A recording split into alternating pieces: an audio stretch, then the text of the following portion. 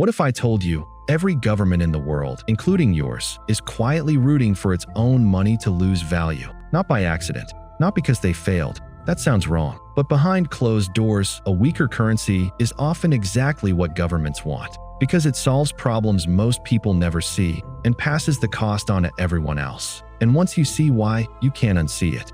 Today, we'll explain why countries publicly defend their currency while secretly designing systems that weaken it, and why this isn't a mistake. It's a strategy. Let's start very simple. What is a currency? It's just a promise.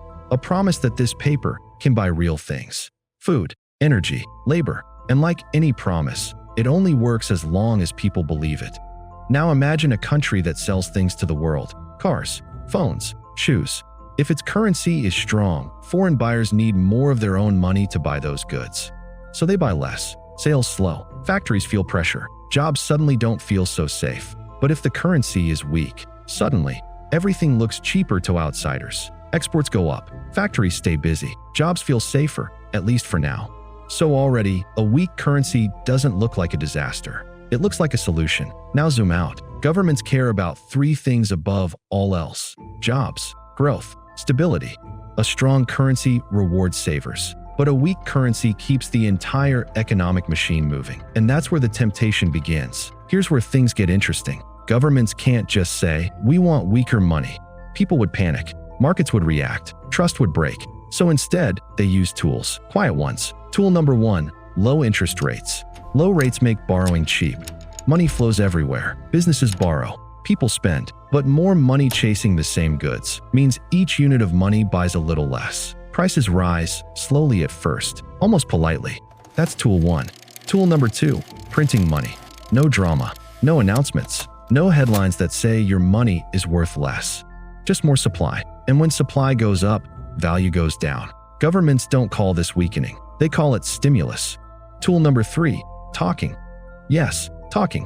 When officials say things like, "We are comfortable with inflation," markets listen, traders adjust, currencies move. Sometimes, words alone are enough. Now here's the conflict. Citizens feel the downside. Food costs more, rent rises, savings quietly shrink. People ask, why is everything so expensive? And governments answer, it's complicated. But behind the scenes, a weaker currency solves another problem: debt. If a country owes massive amounts of money, inflation slowly shrinks that debt in real terms. No default, no crisis, no announcement, just time. Now here's the turning point. If every country wants a weaker currency, no one actually wins. This turns into a silent race. Who can weaken their money without losing trust? Go too far, and people notice. Capital flees, inflation spikes, confidence collapses. Go too slow, and exports suffer. Jobs move elsewhere, growth stalls. So governments walk a tightrope. They smile publicly, they intervene quietly. This is why you hear phrases like strong dollar policy. Even while the actions tell a different story, words are for voters. Policies are for survival. So what's the takeaway? Currencies aren't just money. They're tools. And governments don't manage them for you alone. They manage them for growth, for debt, and sometimes for survival. A weaker currency isn't always a failure.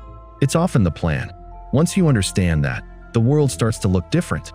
Inflation fears, currency swings, confusing policy decisions. If this helped you see the system more clearly, like the video.